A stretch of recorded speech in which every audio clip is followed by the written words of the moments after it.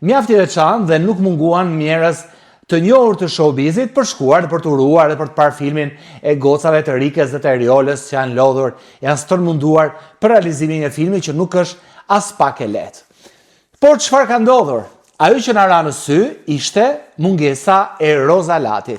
Roza Lati më njëherë sa hynë në shtëpinë e Big Brotherit deklaroi që unë kam miqësi të vjetër me Rikën, jam njohur me të, kështu që dhe në dinamikat e lojës e gjithçka tjetër, ajo ka qëndruar pranë Rikës, edhe pse ka patur edhe disa momente ku ne dyshuam që miqësia atyre, pasi kishte ndërhyrje her pas here dhe afeksione ndryshonin, ishte edhe Meritoni Loj që njihej me Rikën, ishte edhe Eriola, ishte edhe Juldeda, gjëra tilla si këto.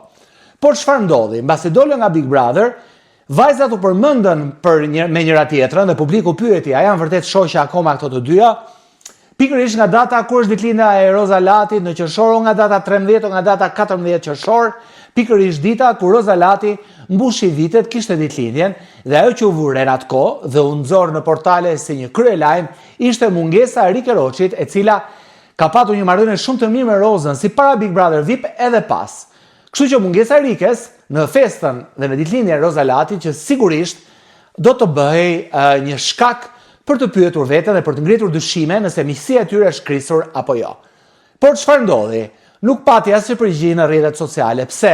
Sepse Rika në atë periudhë ishte duke moderuar ditë pas dite Top Arenën, sepse ishte një kampionat i rëndësishëm duke u zhvilluar futbolli, dhe Rika së bashku me Manushin aty ishte në këtë emision Top Arena dhe gjithçka u zhvilluar live në ekranin e Top Channelit.